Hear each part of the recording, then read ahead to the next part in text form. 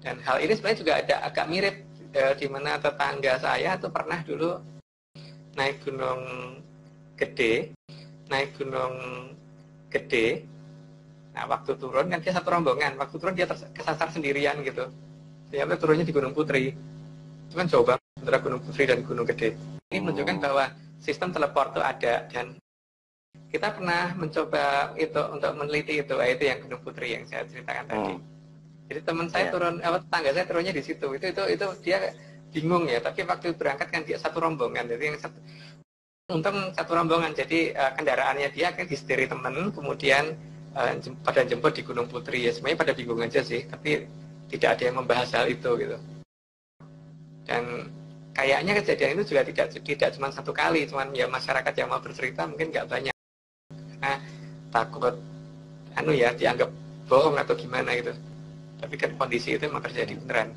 Ini kan berarti ada teknologi tinggi di mana orang bisa pindah di jarak puluhan kilometer tanpa mengerti bagaimana cara pindahnya gitu loh. Dan teknologi ini jelas bukan teknologi kekinian gitu. Dan teknologi ini kemungkinan besar dimiliki oleh suatu peradaban yang besar juga yang tidak bisa kita lihat saat ini. Itulah makanya saya mengatakan bahwa ada jejak mereka yang ditinggalkan di negara kita, cuma kitanya nggak ngerti gitu loh, nggak ngeh kadang-kadang gitu. Nah ini menunjukkan bahwa mereka benar-benar ada, dan gampangannya orang zaman sekarang kemudian beranggapan bahwa itu adalah tindakan dari hantu gitu. Seharusnya kita tidak berpikir seperti itu ya. Dulu kita pernah mencoba di Gunung Kendali Sodo dengan menggunakan beberapa kaleng. Jadi kita hitung dulu waktu itu bahwa anak orang yang pernah hilang di Gunung Kendali Sodo itu harinya hari apa, bukunya apa, petonnya apa, jamnya jam berapa gitu.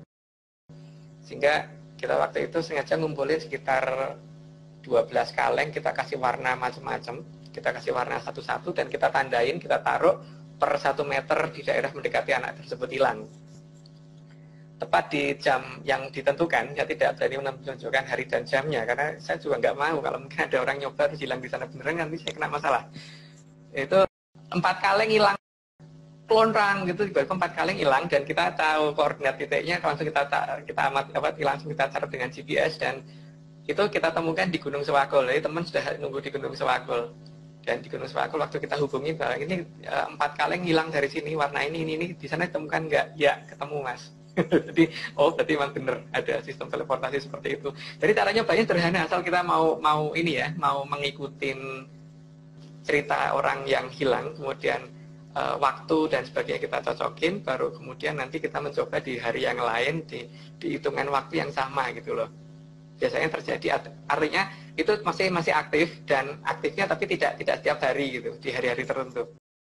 Monggo kalau mau dicoba bisa berulang gitu. Jadi posisinya kan ada di Gunung Kendali Sodo sama Gunung Sewakul.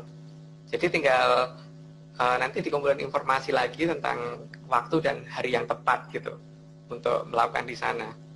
Cuman monggo kalau mau melakukan, karena kan lebih baik memang ke lapangan sih. Jadi supaya jangan hanya dengar cerita dari saya gitu.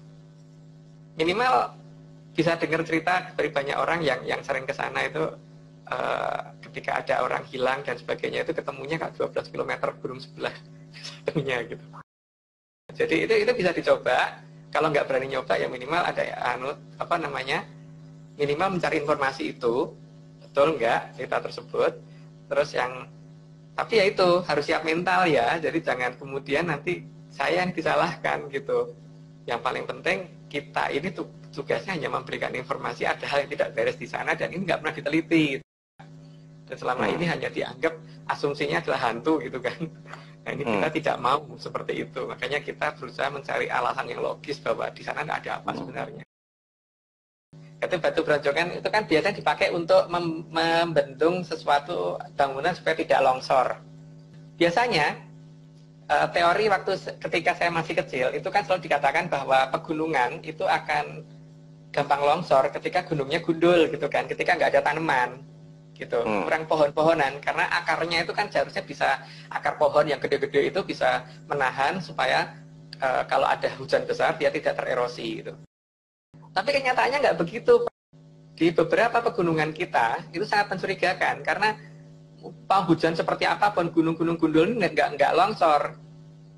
Ini menunjukkan bahwa di sana ada sistem bronjongan yang dipasang di bawahnya, yang sudah dipasang sengaja, bukan dipasang secara alami, itu menyangga dan makin ke bawah batunya makin besar gitu. Jadi dipasang miring sekitar 30 derajat kemiringannya rata-rata. Untuk menyangga supaya lapisan tanah di atasnya tidak pernah longsor walaupun gundul gunungnya. Itu ada Gunung Lelakon yang pernah kita gali di sana, salah satunya seperti itu. Jadi kita menunjukkan bahwa batu bronjongan itu tidak alami. Ya, kalau batu bronjongan yang tadi memang batu bronjongan yang dibikin manusia zaman sekarang bentuknya seperti itu. Tapi batu bronjongan yang menahan gunung-gunung yang tidak bisa longsor tadi, walaupun gunungnya gundul, itu adalah juga bukan batuan yang alami. Itu tersusun tidak sesuai dengan teori geologi seharusnya. Kalau geologi harusnya nggak begitu, kemiringannya tidak seperti itu gitu. Maka kalau mau menggali kalau menemukan situs itu yang pertama kali kalau ada batu bronjongannya berarti ada bangunan di dalamnya. Tapi ingat, hati-hati bahwa ada yang mengendalikan wilayah itu. Sehingga amatin sinyalnya dulu. Kalau sinyalnya menuju ke titik yang berbahaya sebaiknya jangan dilakukan. Atau bisa negosiasinya kalau ngerti caranya bicara, ngerti caranya menegosiasi, ngerti bahasanya mereka. Nah, itu baru bisa sinyalnya akan bertahan di antara sinyal yang saya katakan tadi. Tapi kalau tidak, ya mohon maaf, kalau ada apa-apa saya tidak tanggung jawab. Karena memang bahaya kalau tidak tahu. Ya, keberadaan bus pahala kencana yang nyasar itu kan juga menunjukkan bahwa bus itu salah memasuki wilayah area 36 yang ada di wilayah kita, yang di wilayah Pulau Jawa. Karena di sini dengan area 36 tidak hanya di selatan.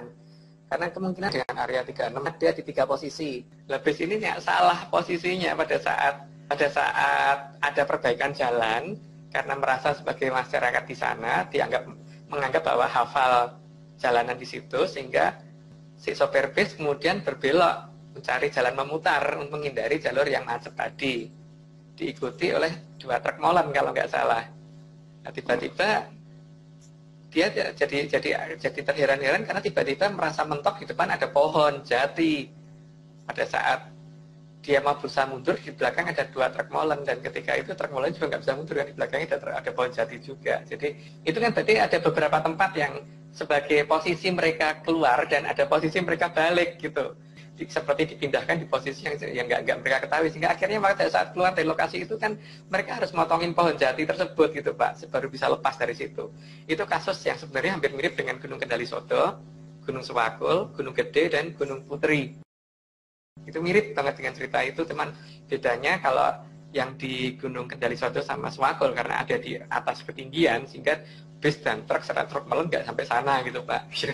Kalau ini kan karena ada di daratan rendah, sehingga truk molen bisa sampai sana gitu. Kan masalahnya sama, cuman kemudian karena merasa bahwa salah ambil sehingga dikembalikan lagi.